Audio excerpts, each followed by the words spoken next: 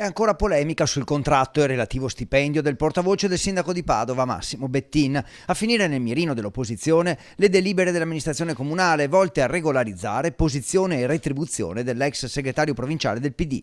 Penso che sia uno scandalo bello e buono, viene dato un incarico di portavoce, quindi in realtà non è neppure un incarico di carattere dirigenziale e che viene equiparato a un dirigente, penso che sia un grave errore. Dalle ultime delibere della Giunta si sottolinea che Bettin può svolgere regolarmente il ruolo anche senza possedere la laurea, ma dall'opposizione c'è chi pone l'accento su questo titolo di studio anche per valorizzare l'università.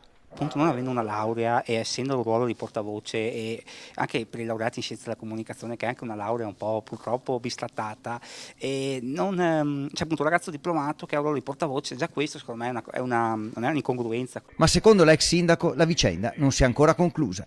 Da finire che probabilmente la Corte dei Conti darà una sanzione per quello che è stato fatto.